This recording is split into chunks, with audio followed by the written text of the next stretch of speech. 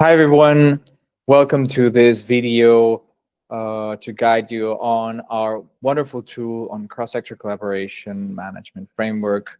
My name is Cesar. I am a nomad born in Mexico who has been focusing in community resilience and planetary health for the last decade, and I'm here together with... Hello, everyone. My name is Blaga. I'm a development practitioner and facilitator with over 10 years experience working with various organizations in different countries, but with a very strong focus on the African continent. And I'm really excited to be here today and walk you through the document that we developed together with various stakeholders that provided their valuable input. So the cross-sector collaboration management framework is a document that consists of two main parts. One is the guide for cross-sector collaboration, and the second one is a set of tools that can help you design and implement cross-sector collaboration initiatives. This project was initiated by TeamUp and implemented by a team of consultants and made possible through the financial support of the Siemens Stiftung, Deutsche Stiftung Weltbevölkerung, the Neumann Stiftung, and the Federal Ministry for Economic Cooperation and Development. Now, this part of the framework in its digital format, it's very important because it helps, or it serves in a way as a main menu of a website would, or the main menu of an application would. And this is important to mention because there's two ways that you can use this framework. There's, of course, the analog version where you take this document, you print it, and it's just a set of pages that will guide you through in an ordered manner the different sections and the toolkit.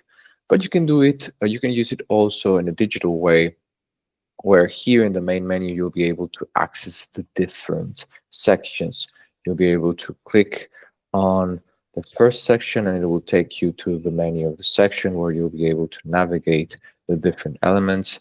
And if you go back to the section menu, you'll be able to go back to the main menu where you can jump to another section.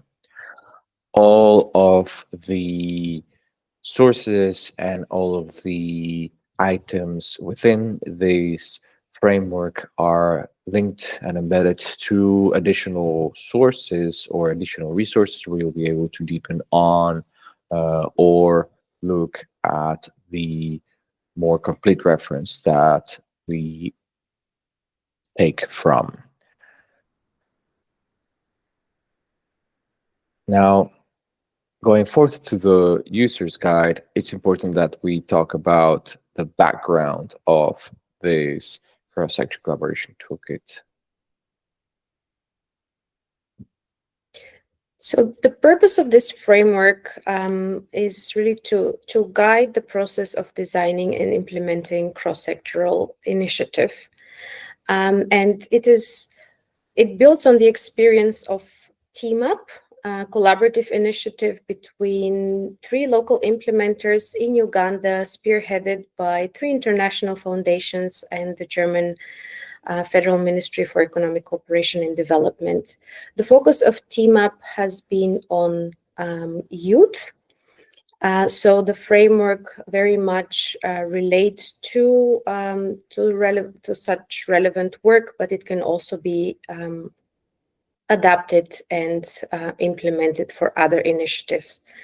The way we approached this assignment is through a lot of consultations. We engaged with different stakeholders throughout the process. We engaged with the TeamUp consortium and also other relevant stakeholders in Uganda who have partnered with TeamUp or who can potentially engage in similar cross-sector collaboration initiatives. We also looked at different other experiences from other regions and other countries that nourished the development of the framework. The framework can be used in different ways. We're looking at three main scenarios for its use. The first scenario is when you want to start a cross-sectoral collaboration from scratch. And there, a really important element of this process would be for the collaborating actors to define their shared identity. And the framework will guide you through the process of doing that. The second option for using the framework is if an existing cross-sector collaboration will be introduced in a new area with new stakeholders and, of course, in a new context.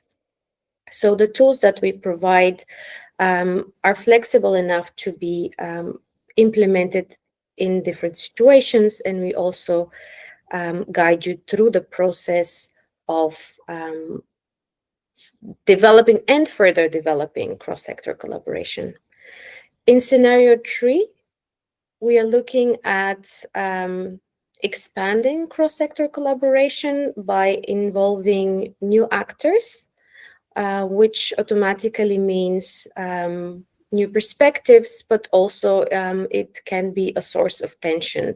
So through the different frameworks and principles that we present in the following pages, we try to provide a pathway where this process can be as smooth as possible.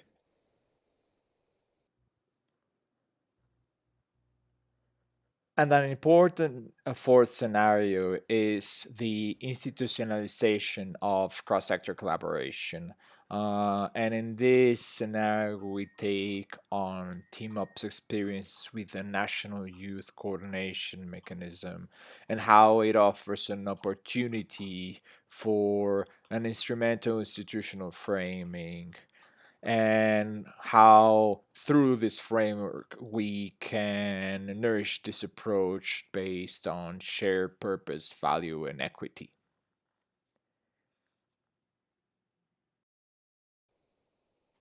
Now, as I mentioned before, of course, here is a more detailed view of how to use the analog format and a little bit more detailed view of what I mentioned before in the use of the digital format.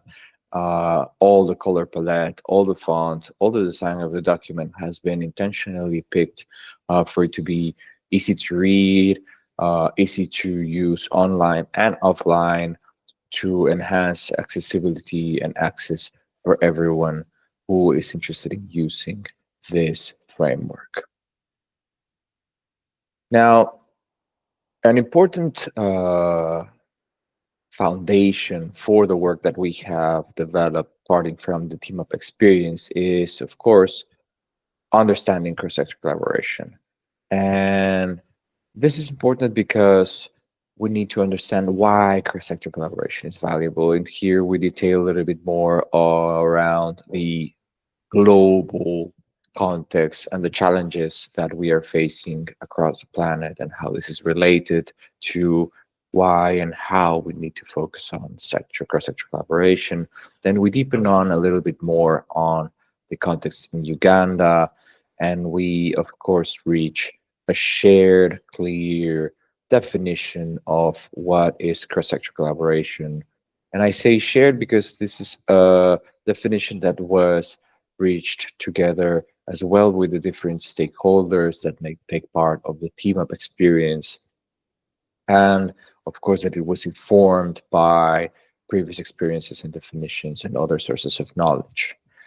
And parting from this baseline that is this definition of cross-sector collaboration, we start deepening on the different scenarios for action, from describing how single sector initiatives look like when individual actors have their singular project or program design, their own vision and strategy, their own activities and resources, and with all of these they serve perhaps a shared target group or shared target groups.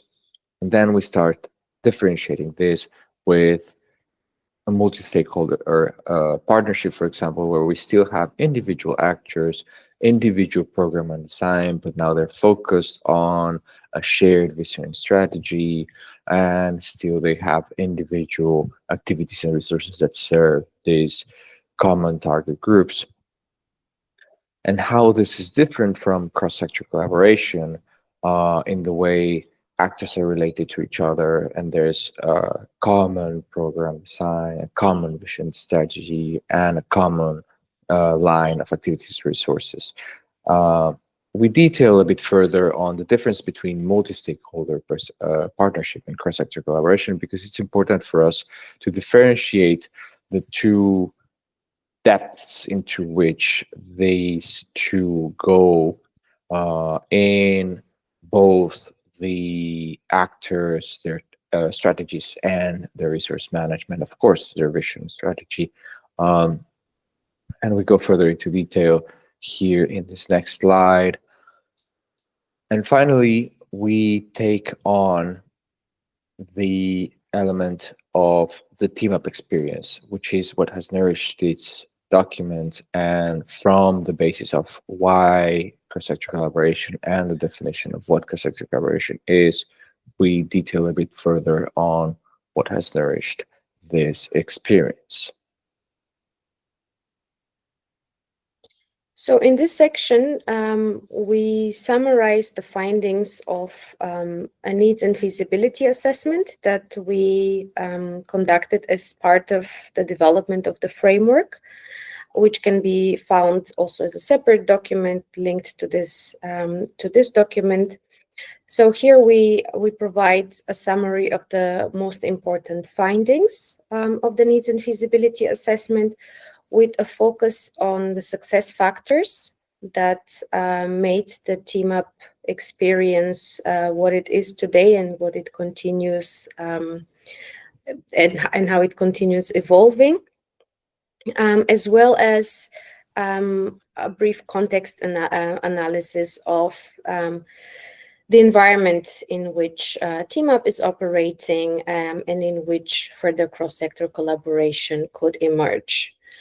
We also provide some expectations and recommendations that some of the stakeholders that we engaged with shared, because we believe that it's also important to acknowledge their voices and to see how they can be how these expectations can be met in future cross-sector collaborations. And of course, we have tried to provide for that in the whole framework document.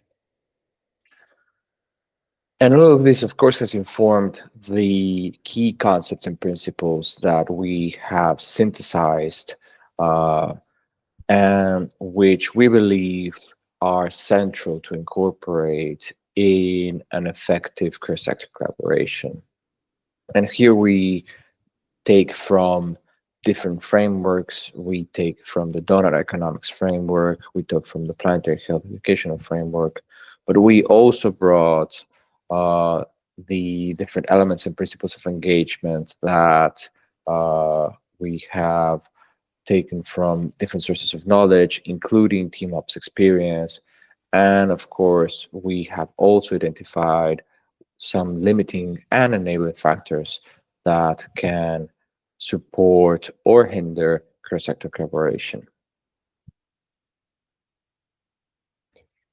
So before we go into detail on how to implement cross-sector collaboration, we dive a bit deeper into the two main frameworks that have guided the development of this document. And the first one is the Doughnut economics. Doughnut economics is an economic model that looks at achieving a balance between a social foundation and an ecological ceilings, and by that finding a safe and just space for humanity. So speaking of the social foundation, the Doughnut economics framework looks at different dimensions where people can experience deprivations. And this is very relevant for cross-sector collaboration, because it clearly demonstrates that in order to achieve this stable social foundation, it's important to work on multiple deprivations and to work collaboratively in achieving that social foundation. We also provide some examples from the TeamUp experience, how this has materialized in the implementation of TeamUp. The second layer of the Doughnut economics framework is the ecological ceilings, and there we are looking at various systems that can be brought out of balance through human activity. And the focus here is really to explore what are actions that cross-sector collaboration initiatives implement, but also practices by the people that are engaged in cross-sector collaboration initiatives, and how they can affect those natural systems and their boundaries. So the importance of this is really to look beyond to look at the global, but also through a local lens, and how localized action can contribute to exceeding those boundaries, but also how collaborative action can prevent that. And again, we provide different examples from the TeamUp experience in order to illustrate how this works in practice.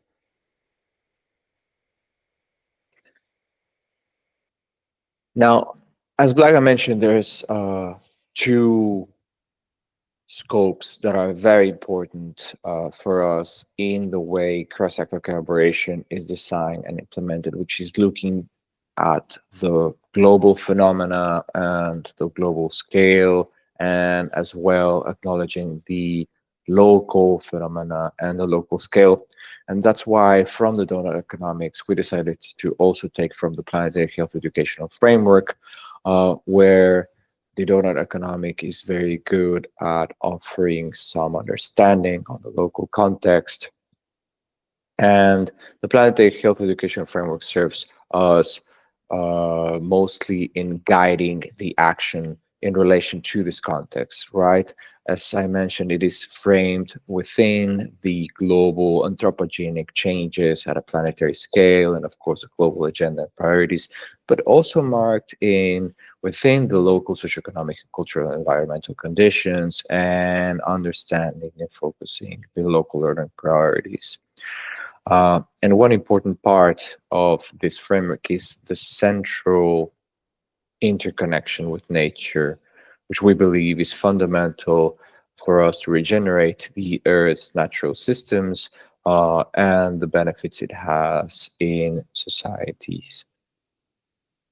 And that's why one of the first elements is the connection between the Anthropocene, this geological era that is driven by humanity, and its connection and consequences in human health. And of course, if we are going to try to understand how a geological era that it's thousands of years connected to the life of a single human being and the consequences in a single lifetime, we need to focus on systems thinking and trying to understand complexity. And this comes from a shift of perspective, looking at things not from a disconnection, but into their interconnectedness, not from a linear relation or logic, but to a non-linear type of relation where things can behave differently and there's different loops and actors relating. And these different these different actors, the different parts relating, of course, they're not in silos. They are all in the same space. And of course, this fosters emergence when we see not the parts, but the whole. And we don't approach in microscopic analysis, but more into the synthesis that comes from this relationing and looking at things and looking at the different stakeholders, not in isolation, but understanding and deepening on these relationships and the consequences and effects that they have within the whole ecosystem.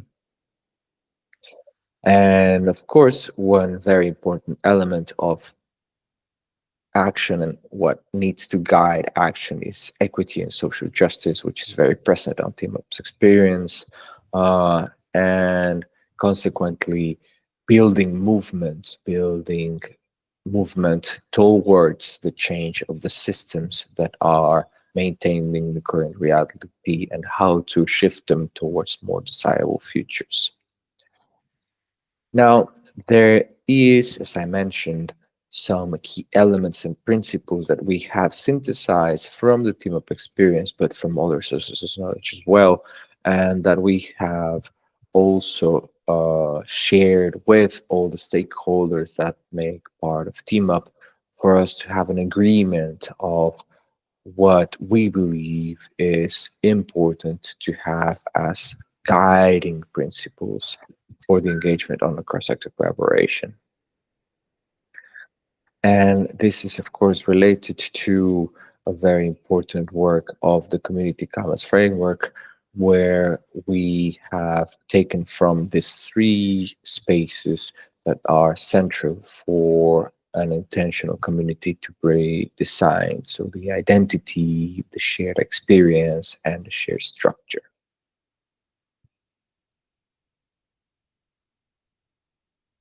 So in order to implement cross-sector collaboration and to really look into those three key elements of cross-sector collaboration, identity, experience, and structure, we also found from our interaction with various stakeholders that there are various factors that can either hinder or enable cross-sector collaboration and really make these three elements work as a whole. And those limiting factors often manifest as behaviors, as mindsets, and as practices that stakeholders demonstrate. So what we try to do here is really to provide a very practical guide on how to turn those limiting factors into enabling factors, how to shift mindsets and behaviors from being a hindrance to being enablers of cross-sector collaboration, by providing very practical facilitation tool and techniques that are very easy to use and to implement by anyone, because they also provide a very detailed guide on how to implement them.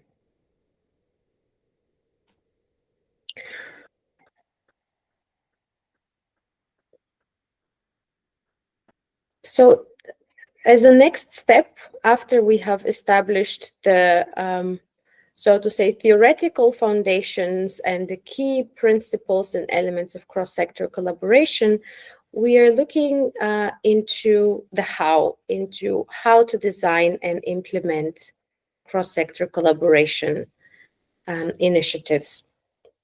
So the way we approach this in this chapter is by describing a process, or rather a set of processes that are centered around joint learning and reflection, and that represent a continuous and iterative process.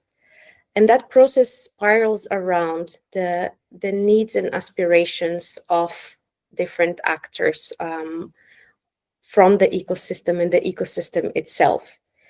So while this process is iterative, it also means that it's not a sequence, it's not a set of steps that you have to go through, but it's rather a set of processes that each cross-sector collaboration undergoes, and which starts with setting up a governance structure. And we're going to talk a little bit later about the governance and resource management structure, which in a way lay the foundation for the remaining processes. On the following pages, we also present different features of this process, and we illustrate them through various experiences by the TeamUp initiative. So next I will hand over to Cesar to walk us through the governance process. And after that, I will describe the way we envision the resource management of cross-sector collaboration to work. Thank you, Blaga. Here we have this described in a visual way, but also in the text. Our recommendation, our suggestion, it's a proposal for a short-term, mid-term, and long-term, and even a future horizon restructuring of the governance structure, parting from TeamUp experience. And from TeamUp's experience, we have identified different stakeholders within the governance structure and how they relate to each other. We have the implementing partners here that we can see as IPs taking part of a donut of activities where they all rotate around a coordination body and where they all serve and they are connected to the different local youth coordination hubs. And new implementing partners can join in this donut of facilitators or implementing partners, however you want to see it. And we illustrate this here, for example, in the short term, how it could look like from the TeamUp experience and the stakeholders that participate right now in this cross-sector collaboration. But in the midterm, of course, it's important to understand how activities and how the nature of the different stakeholders within the governance structure go through the different layers of the context, from civil society, the private sector, and the public sector. All the actions across these cross-sector collaboration serve to not only address the gaps that are left by the actions of actors within civil society, within the private sector, within the public sector, but also they act through these different lenses, as I like to call them, because the actions of TeamUp right now, for example, or the actions of a cross-sector collaboration, they often go through the beneficiaries or stakeholders or participants that are part of the civil society, the private sector, and the public sector. So not only covering those gaps. And this can be seen further into detail in TeamUp's current governance structure, where we see different types of actors, different types of stakeholders being present in their different nature currently in the governance structure. So we have youth organizations, we have business, we have international non-governmental organizations, we have civil society organizations, all of this with their different nature, and all of this, again, going across the lenses within the governance structure today. And this is the way it could be depicted in the short term.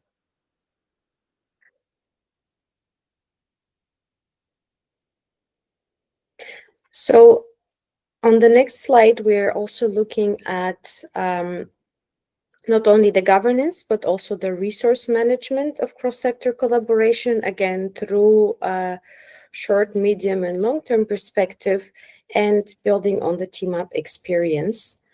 It is important here to mention that when we talk about resources, we do not limit our view to only financial resources, because we believe that all the different stakeholders involved in cross-sector collaboration contribute different types of resources that add value to cross-sector collaboration. So focusing only on financial resources would be, we would lose on the richness of what cross-sector collaboration offers.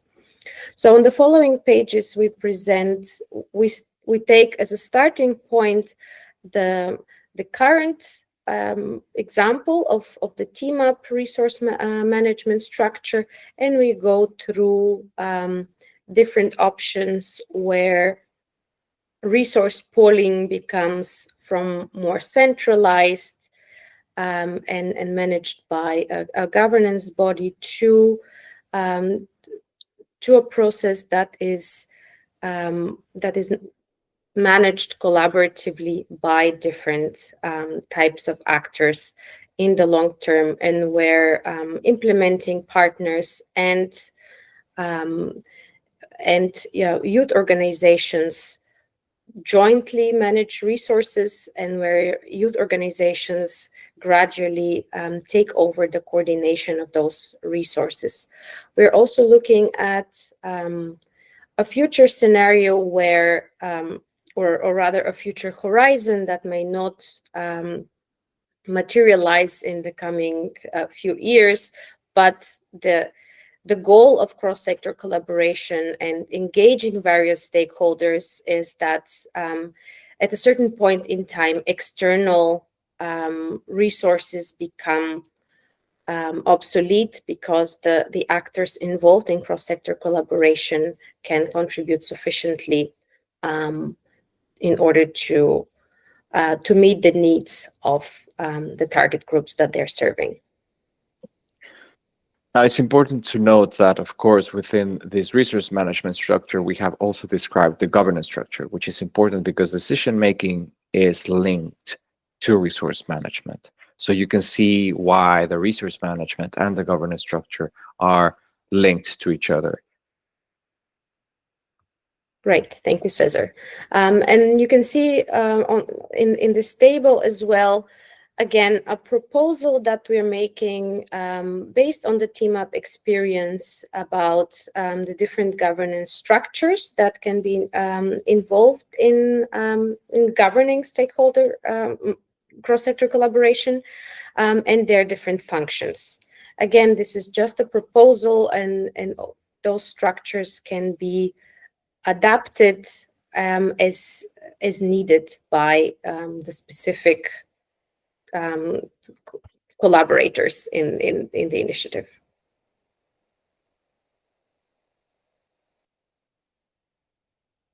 And in order to make sure that the design and implementation run smoothly, we also always have to look at potential risks for cross-sector collaboration.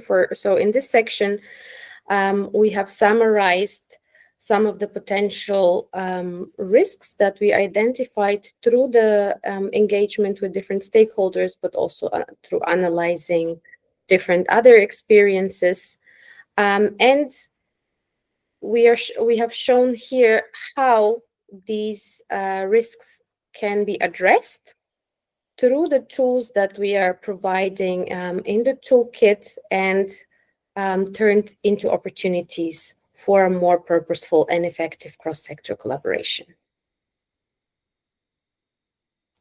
Again, here it's important to note that these potential risks come as a consequence if the limiting factors are not addressed or understood correctly. And we say this because the limiting factors, of course, are elements that affect not only the limiting factors are elements that affect the cross-sector collaboration, but the risks and the opportunities are affecting not only the cross-sector collaboration, but also the individual stakeholders' aims, visions, and activities.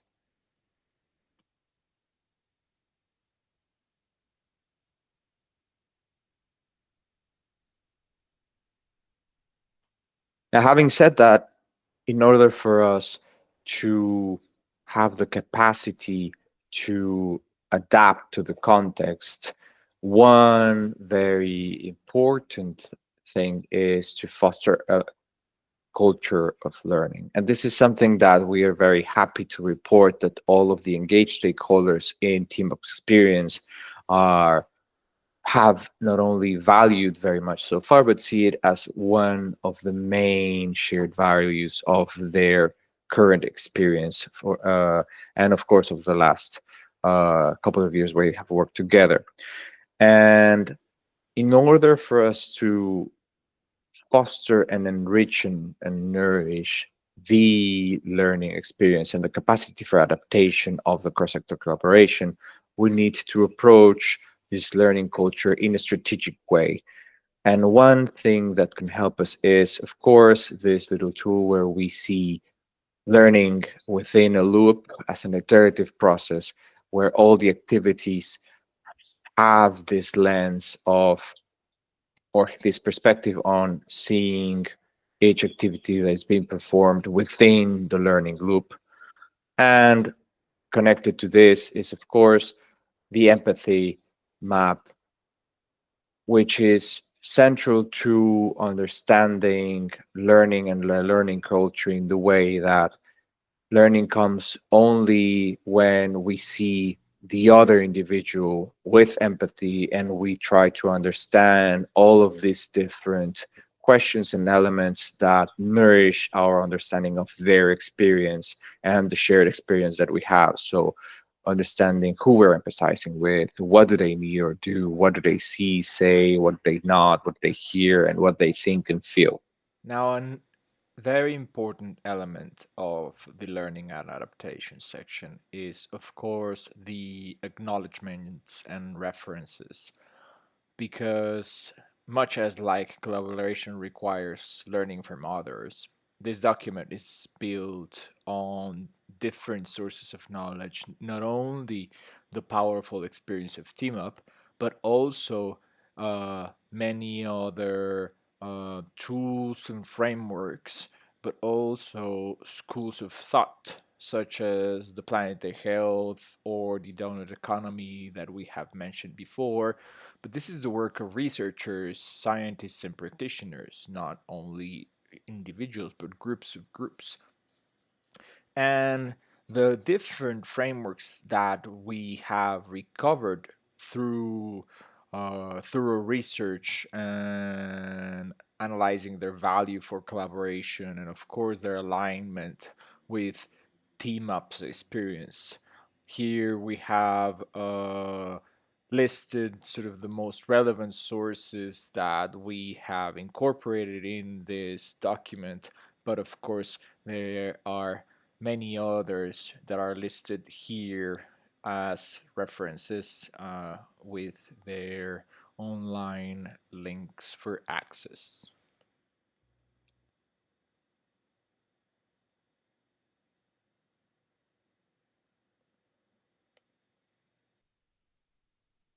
So now that we've gone through all the different elements of the guide, we come to the centerpiece of the framework, which is the toolkit. It's a set of practical tools that are meant to guide you in the designing and implementing cross-sector collaboration. Each tool starts with an introductory slide, which gives you a bit more information about the purpose of this tool and when to use it, and a description of the level of involvement required and the frequency of using and adapting this tool. For the initial design of cross-sector collaboration initiatives, we recommend the following the sequence of the tools as they are presented in the toolkit, because every following tool builds on what emerges from the application of the first one. For further updating and revising of those elements, you can use each tool individually. Now we start with a tool for stakeholder navigation, and I hand over to Cesar here to present it to you. Thank you. So as you can see in this slide, this is the introduction to the tools. Each of the tools has the similar format, the name of the tool to the left, the tool for stakeholder navigation, the origin of the tool. So this tool specifically was inspired by TeamUp's experience, but also the work from Deepa Mayer on social change framework, and the level of involvement. Who needs to be involved and for how long? So this tool needs group involvement. So not only an individual can use this tool, but it needs to have a group of different individuals that are involved in the cross-sector collaboration. And it requires a few days. It's a complex enough tool that requires reflection and requires not only reflection, but also discussion. So it will be each part of it filled within a couple of hours, but perhaps it's best if it's completed within a few days, 1 day or two. And it requires one general review after completed to make sure that everyone agrees with what has been depicted. And as Blaga mentioned, this tool can have term updates. So every term or every moment that comes where, for example, a new stakeholder joins or is visualized, then you can use this tool again. And the main goal is described to the right? So I want to understand my stakeholder ecosystem and better relate to the role they're playing, align to their interests, engage to the level of reciprocity, and identify values and resources to share. So this is all that this tool can facilitate when it's filled out to its complete.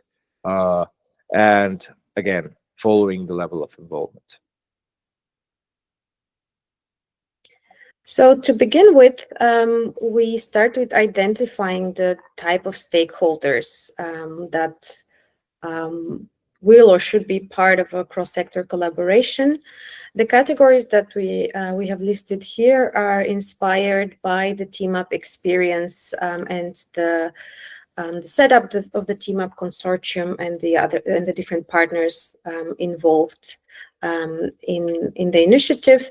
But those categories can be revised as needed and according to the specific context. Based on these categories, you can then identify which actors are there in the specific context that you are addressing and assign them to each of the categories. We used these geometrical figures because it's easier to identify the stakeholders through these figures within the framework, because this is one of the categories that will identify our stakeholders. So we have the first one, which is the type of stakeholders, and then we have the type of roles. And here's where we take from the fantastic work of Deepa Iyer and her framework, where she describes different types of roles that stakeholders can take in relation to the goals of equity, liberation, justice, and solidarity. We see these objectives very much aligned to everything that can emerge from a cross-sector collaboration, particularly focused, particularly after we have mentioned that we're focusing on the well-being of young people, right? So we're thinking about equity, liberation, justice, and solidarity.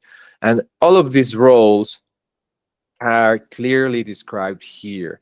So we have the weavers, the experimenters, the frontline responders, visionaries, builders, caregivers, disruptors, healers, storytellers, and guides. And these roles are independent of the type of stakeholder.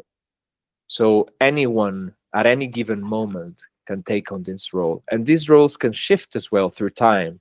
So for a certain moment, a specific stakeholder can be acting as a weaver, but then something changes and it starts taking a role of a disruptor. So roles are not fixed. Roles can shift.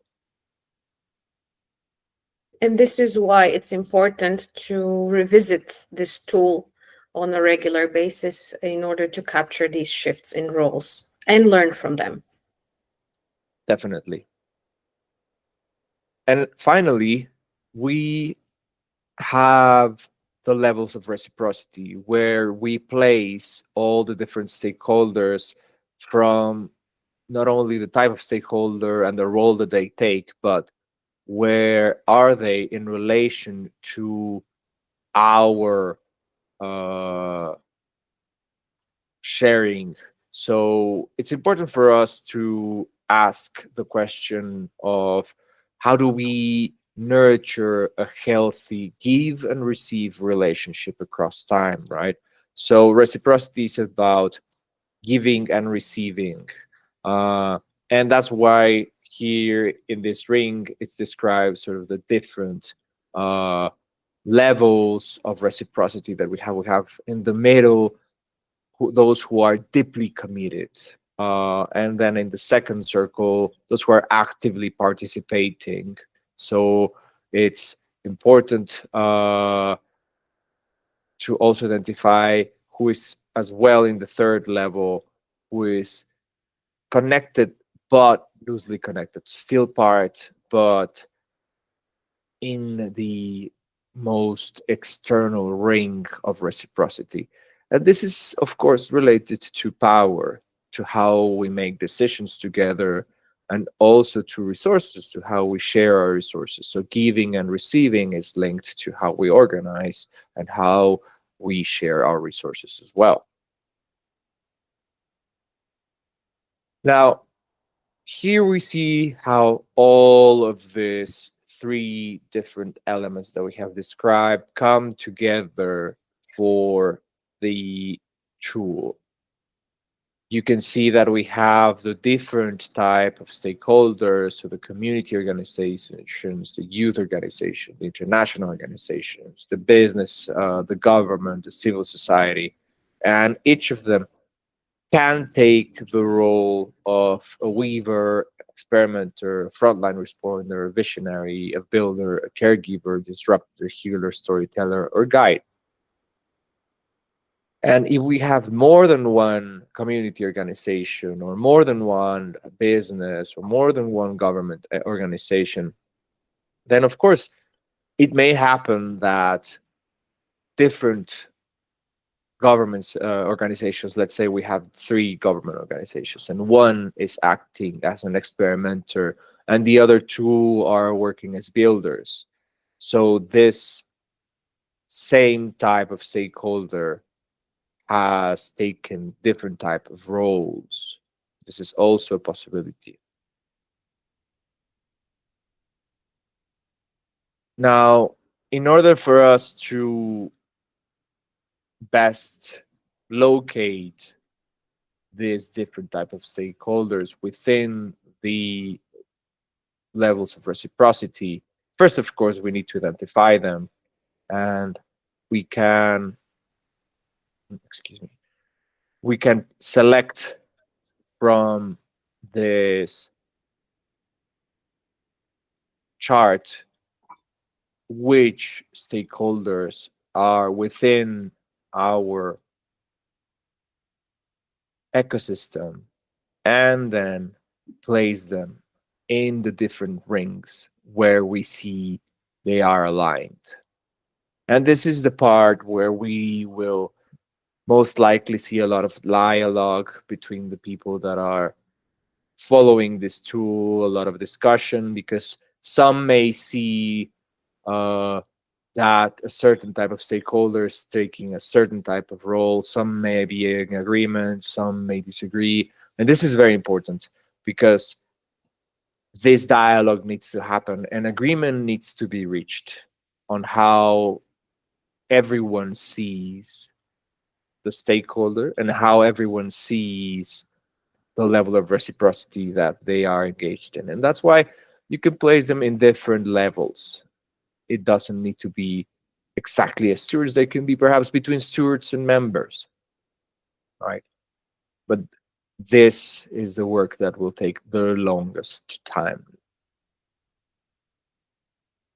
And perhaps to add here just a practical note on how to use the templates that we have provided. For the digital use, you can just copy the shapes in the different colors that we have provided here on the slide, put the name of the organization or the stakeholder that you have identified, and then place them onto that map with the different levels of reciprocity. For the analog use, you can use colored post-its representing the roles and then different shape of them for representing the types, and just stick them to a flip chart or a wall or whatever you have available. Or if you don't have stick notes, you just use different colors of pens and draw the shape and the name, whatever's available to you. This is where we worked in having simple figures and simple ways for you to use this tool out at its utmost.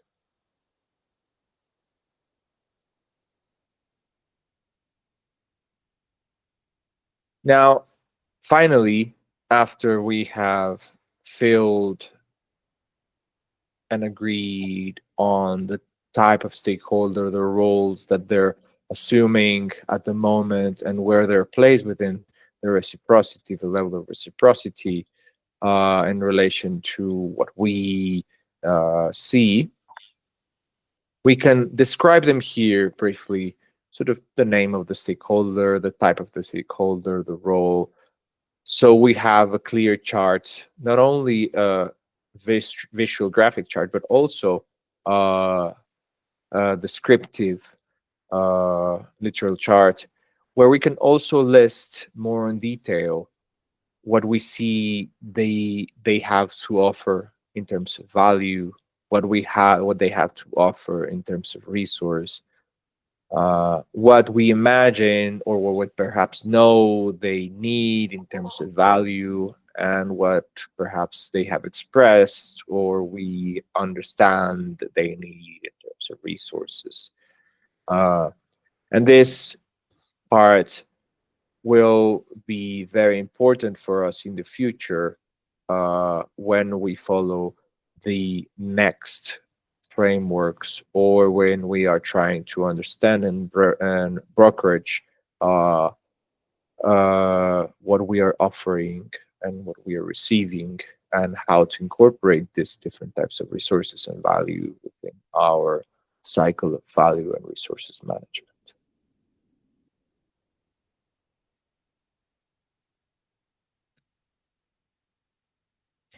So now that we know who is part of our ecosystem and who could or would or will be engaged in cross-sector collaboration, we come to the next tool that helps us align the different visions, the different goals that organizations and actors come with into a shared purpose and strategy. So here in this tool, we show you practically how to use the two frameworks that we presented as part of the guide, the Doughnut Economics Framework and the Planetary Health Educational Framework, and how to use them in practice. The level of involvement here, again, the use of the tool requires group involvement. We require representatives of the different actors in order to reach consensus.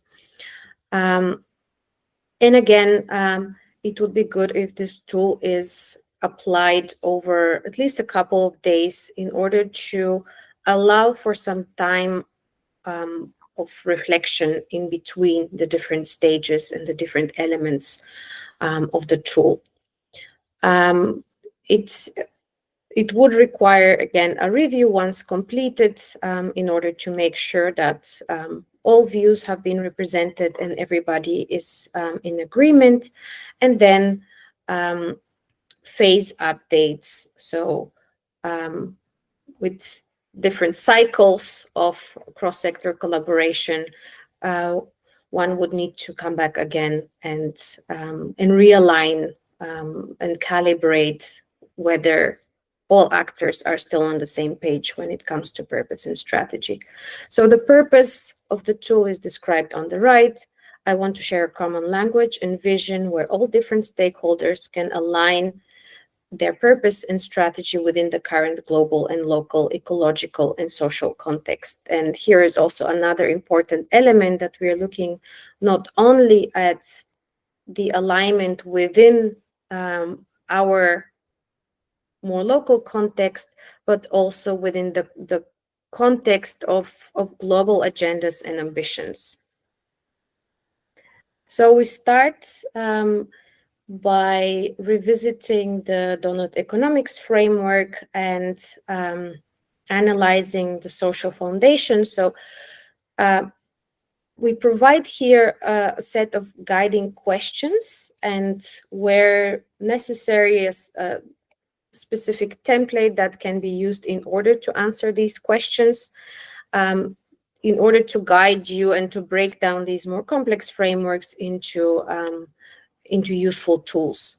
So if we take an example of the first question, which factors currently prevent young people from thriving, we can identify such factors looking at those different dimensions of the social foundation. And by identifying, for example, lack of access to education, or gender inequalities, or poor access to clean water and sanitation, we can then already see how different actors can come together in order to address these factors collaboratively. Then we dig a bit deeper by looking into specific needs of the target groups that we are addressing, and how these needs are connected. Because each of these dimensions of the social foundation is related to another. So the challenges in accessing education can be linked to other dimensions that are part of the social foundation. So this first part of the tool really helps us understand where we're standing, what are the most pressing issues and needs of our target groups, and how do we as a group, as a set of stakeholders that we have identified using the previous tools, can address exactly those interlinkages between the different dimensions of the social foundation. And then once we have done that, we can take a step back and look at the local context through a more global lens, through the lens of how do the actions of different stakeholders and of the target groups affect, how do they influence the different elements of the ecological ceiling.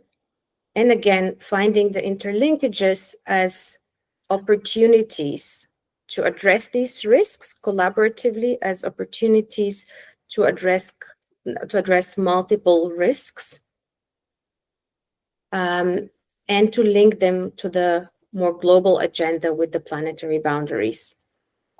So if we identify specific practices that are common in those communities, we can see that, for example, they are related to several of those ecological dimensions. And by identifying that, by identifying which of these ecological dimensions are affected, we can also collaboratively agree on actions that would address all of them. Now, bringing the two dimensions together, there is one very important question that we need to ask ourselves, and this is, how does the safe and just space for young women and men in our community look like? This is, again, taking from the context of TeamUp and the specific context of Uganda. And this is where actors would jointly craft their vision. This is where we draw the picture of what are we coming together to achieve. And based on that, we can then link these three elements of the Doughnut economics framework with the planetary health educational framework and ask ourselves, how can knowledge, capabilities, resources, and actors be channeled for young people to transform scarcity into abundance and risks into opportunities? So here we are looking at, again, back to the previous tool, the actors that we have identified, the resources that they bring to the table, but also their knowledge and capabilities that can help shape collaborative actions in order to achieve that vision. And again, another very important question that we need to ask ourselves at this point is, what mindsets and narratives can guide this transition? And this question is closely linked to one of the elements of the framework that we presented before, which is the limiting and enabling factors for cross-sector collaboration. So here we can really see what are the mindsets that hinder cross-sector collaboration. And we have in that section of the framework already some suggestions how to address them, how to turn them into enablers. We can also identify enabling factors that are specific to our context and community, and see how they can be strengthened. Now, as it seems right to this moment, this tool involves a lot of reflection, a lot of dialogue, and each of the questions that we have shared as a guide linked to the frameworks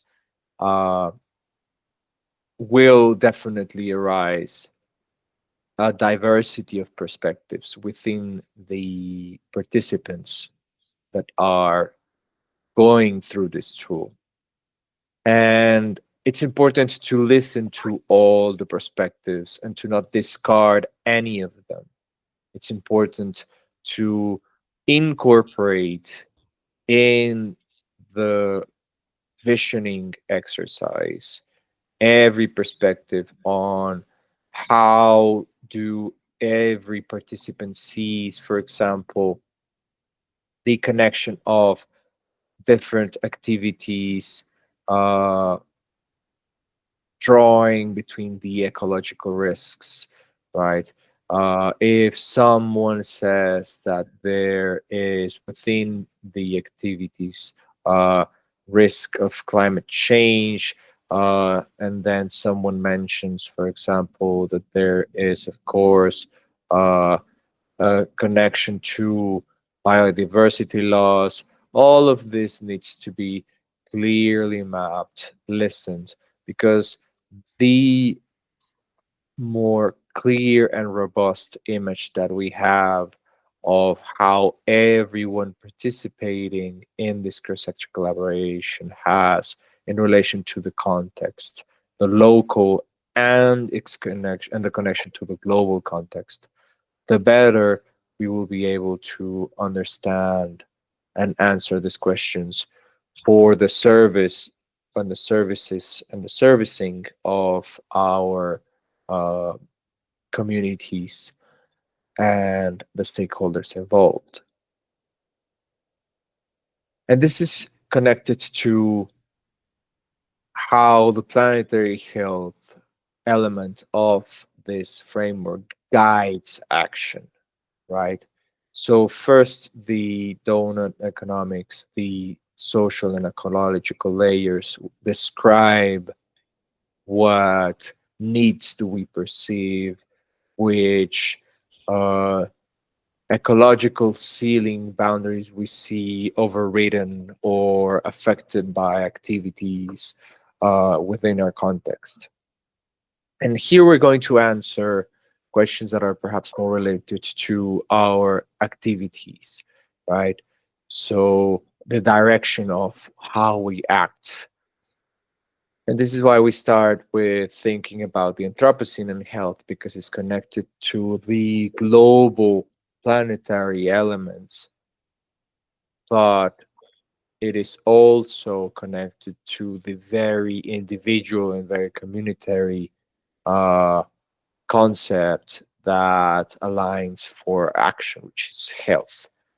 So if we ask ourselves which fields or sectors offer most opportunities for collaboration and transformative action, we do so connecting this for improved health outcomes. And when we think of health outcomes, we can deepen on, and this is where we have this guiding elements of, for example, health effects, where we have non-communicable diseases that can emerge, or infectious diseases, malnutrition, or mental health, and how these different health effects may overlap with each other.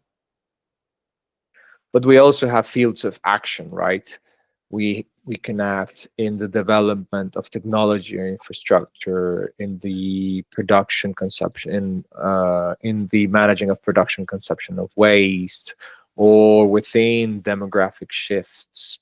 And there are specific catalyzers and inhibitors that we can consider. For example, knowledge of information is a great catalyzer. Developing new knowledge or sharing knowledge and information is a great catalyzer. Developing rules and policies is a great catalyzer for action as well. Or the deepest and most profound of them all, sort of shifting beliefs, tradition, cultural, and spiritual practice is, of course, a great catalyzer or an inhibitor.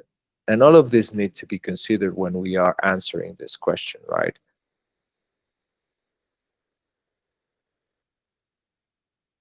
And then we deepen on a little bit further on the complexity that we are approaching, right? So how this cross-sector collaboration design represents the different elements of a complex system. And for this, we need to understand and describe our complex system. And that's why we have this very practical tool that helps us navigate the description of our system, and where we first describe the events, so what just happened. And this is connected to how we react. But then if we, within the events, identify perhaps patterns or trends that have been happening, or something that has been changing from previous patterns or trends, then we could anticipate. And if we deepen even further, if we perhaps identify the structures that influence these patterns, the relationships between the parts, or the rules, norms, cultures, values, and policies, then perhaps we can design new structures that will support different patterns, and then that will inform how events emerge. And finally, if we reach the understanding of the assumptions, beliefs, and values that people hold about these systems, the mental modes that define this, the beliefs that keep the systems in place, we can transform them. We can transform these mental modes and then disrupt, of course, and shift structures, patterns, trends, and events. And this is how we best understand and describe complex systems.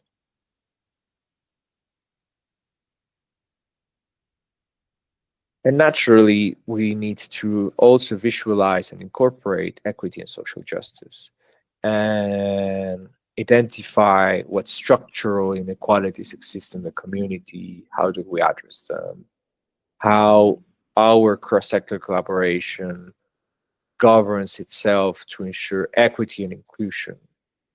Because, of course, we also need to see to the internal nature of our cross-sector collaboration in relation to the external context. And to this design as well, for example, how it is designed to represent diverse perspectives. And finally, if we aim to build a movement and change our systems, then we need to think as well on how to communicate our vision and values. What's the story of change that we want to embody? How the decisions and actions manifest the values that we uphold, and how we turn competitors into allies, how we engage for collaboration, not for competition.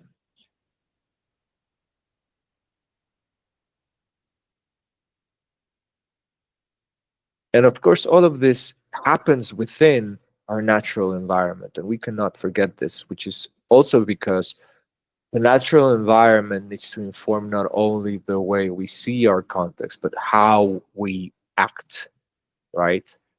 So how the natural element is connected to the way we act and the way we interact, not only within the social system, but also in our individual relationships, within the knowledge, capacities, and resources that we require, and what's already available for this, something that perhaps we imagine needs to come from another context beyond our immediate natural environment, and we had not seen that it's already there in a different form that we imagined. So it's important also to understand what's available for us.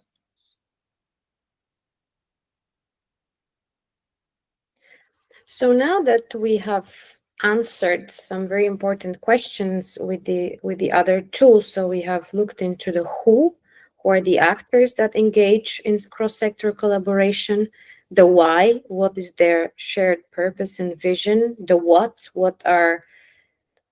is the shared strategy, what are the shared goals of this group of actors that embark upon a cross-sector collaboration experience. With this tool, we provide some guidance on the how to design the community in a way that it enables us to achieve the vision and to pursue that strategy.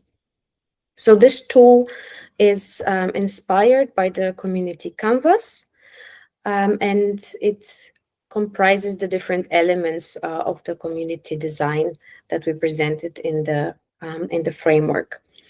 Again, just like the other tools, it requires group involvement representing the different actors for a few days, again, with the same rationale behind allowing time for reflection and allowing time for really seeing the pieces come together into a more coherent picture. And it can be updated with every iteration or every phase of cross-sector collaboration. For the purpose of the tool, we have defined it as I want to design a community with a common identity that emerges from the individual and shared experience and with a collaborative structure. So with this tool, we address the three key elements that we described in the framework that constitute a community, and these are the shared identity, the shared structures, and the shared experience, which you can see on the next slide, also with the three different colors. And each of those elements is broken down into sub-elements. Then we provide, on the next slide, a tool where we address the most important elements of, or the most important sub-elements with specific questions. And again, this is why we think it's important to allocate enough time for filling out this tool, because some of the questions might require deeper reflection, longer dialogue until an agreement is reached, and they will inform the answers of the following questions.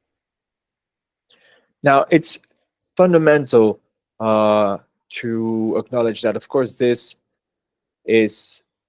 whole element, the community canvas, is, as we mentioned here, inspired by the community canvas, but it requires the input that we have generated as a group from the previous tool, because answering these questions from what has emerged in relation to the questions we answered, from how do we see not only our social, how we are addressing the social needs, how we are related to the ecological ceiling, and how the different areas of the planetary health framework are guiding our actions.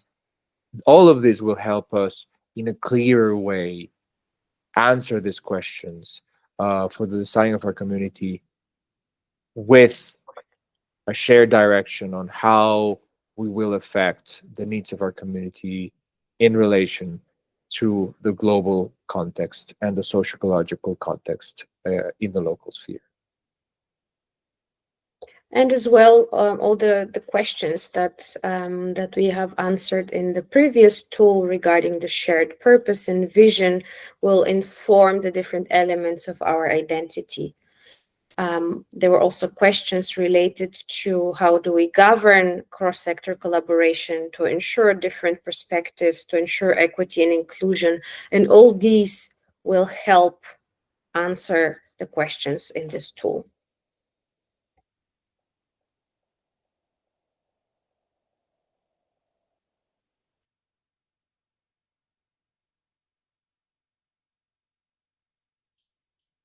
Now, after we have a consensus and a detailed, clear design on the identity, the shared structures, and the shared experience of the community we have designed for cross-sector collaboration, it is important that then for our actions, we visualize the different types of value and the different types of resources that we have available, and of course, how to coordinate them.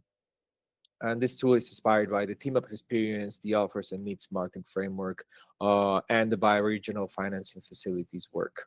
It requires as well group involvement. This one can be done after a few hours. It's a bit more simple. It requires less discussion. Naturally, it requires one review after completed to make sure there's common agreement on how things have been depicted, and regular updates, because value and resources will shift constantly, because our activities will shift constantly, and that's why this is a loop perspective. Now, the objective of this tool is, of course, I want to share resources and different types of value, enabling stakeholders with all types of resources to engage fairly in a dynamic that recognizes what we all bring to a collaboration. This is very much connected to the element of the stakeholder mapping where we have already visualized, we have already imagined what each stakeholder has in terms of type of resources and types of needs, from their offer to their needs. And here it is important that we, as a group, identify the different resources that in the center we have available as a community. So all of the stakeholders have different type of resources. This in the middle are the resources that we need to visualize together, because all of them, they are necessary for all of the activities that we would need to take part on to follow our shared vision.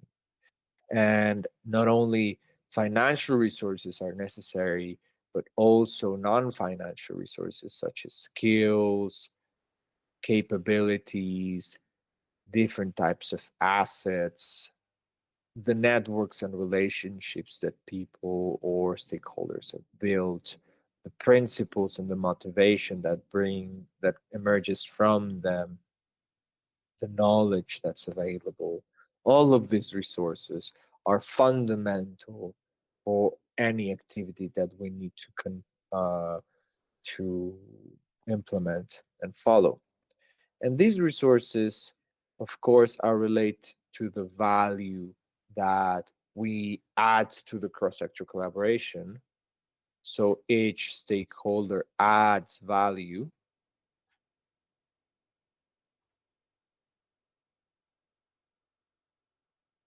But then, of course, this value is transferred not only from one stakeholder to the others, but it is transferred and shared then with all those who are related in the larger community to the cross-sector collaboration. So from a singular value, we go to a multiplication factor, right? Because we have different stakeholders that offer different types of value, and then they share this value with the communities. And when the value is shared with the communities, this value is regenerated, because the communities, of course, they participate as well within this cross-sector collaboration, and they have their own type of resources that will be nourished,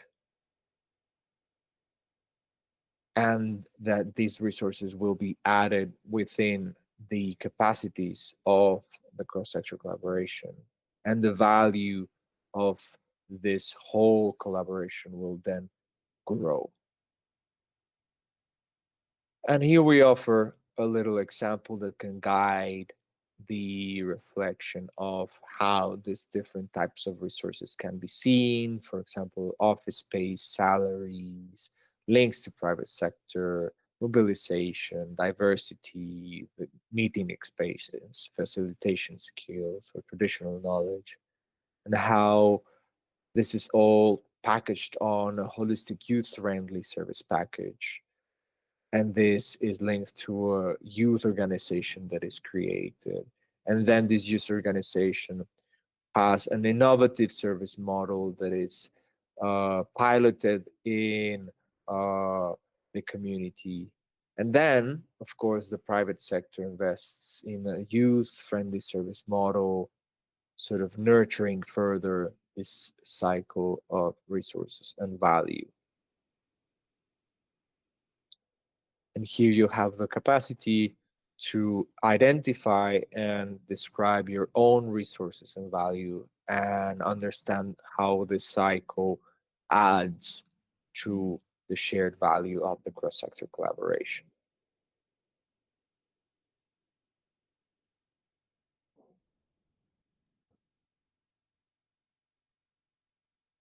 Finally, we have the tool for learning culture. As we have mentioned before, one of the main elements, one of the main types of value that has been identified from TeamUp's cross-sector collaboration is the shared learning and the learning culture that has already been developed. So this is, of course, inspired by TeamUp's experience, but it's also inspired by the empathy map canvas and the learning loop frameworks that can further nourish the learning culture and make it intentional and strategic. This this tool requires individual or group, so it can be followed individually or in a group for a few hours. They are simple tools. One review after completed to make sure that there's agreement if it's in a group or if it's an individual, feeling that there's a clear description of the perspective of the individual and regular updates. And the objective is to nourish the learning culture that already exists between stakeholders, where learning permeates all activities and it's approached intentionally and strategically. And this starts by understanding to whom we are relating. And that's why the empathy map canvas is a great tool for us to empathize with the other stakeholder. And this is important because learning comes from understanding where the other individual or where the stakeholder is situated at the moment. So who are we empathizing with? It's a very relevant question. Who's the person we want to understand? What situation they are in? What's their role in the situation, right? And then we need to think of what do they need to do? What do they need to do differently, perhaps? What jobs they need to get done? What decisions do they need to make? Or how we know they were successful? All of this is related to the goal. But then we deepen on further on what's the perspective of these individuals. What do they see? What do they say? What do they do? And all of this is from our perspective, how we perceive them. What do they hear? How we imagine what they are hearing others say, or what they are hearing from their colleagues. And then we deepen on the core elements of what do they think and feel? What are their fears, their frustrations, their anxieties, their pains? And what are their gains? What are their wants, their needs, hopes, and dreams? And what other thoughts and feelings might motivate their behavior? So by having this deep understanding of who we are empathizing with, we are not only able to learn from them and about them in a clearer way, but also learn in a more strategic way from everything that they do, because we will be able to understand in a more clear way what informs their behavior. And then Maybe how just we to add here, um, it's also I think empathy is can be seen as a more individual trait. So this is why this tool can also be used individually or in a group, and it might be helpful to first use it individually and then come together and bring together the different results. And this is where incredible learning can be generated about not only the actors and how they relate to each other, but also on individual level, how each participating actor perceives the others, and which informs the way they collaborate. absolutely. And all of this can be included in the learning loop. Because one important element of the learning loop is to collect stories and insights. So the better we understand the insight, the origin of the insight. So from whom this insight comes from, or the origin of the story, from whom this story comes from, the better we will be able to collect stories and insights that then inform the feedback and solutions that then connect to the indicators of progress, and then which inform the review outputs and impact. And all of this followed constantly in all the activities that we implement.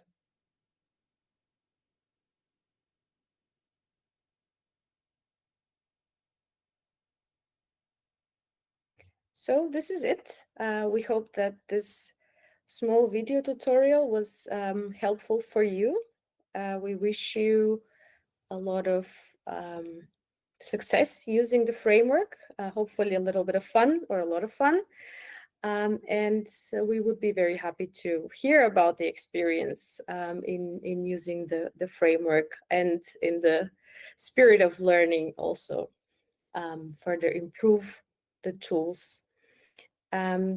All of this would not have been possible without the amazing initiative of TeamUp Uganda and the experience that they and all the different stakeholders in Uganda shared with us, and without the contribution of Siemens Stiftung, Deutsche Stiftung Weltbevölkerung, Neumann Stiftung, and the Federal Ministry of Economic Cooperation and Development, and all the other designers, facilitators, practitioners that have contributed to the different frameworks and tools that nourish this framework and helped us develop the tools that we hope will be useful for you. Thank you very much. Thank you, and let's find joy in collaboration.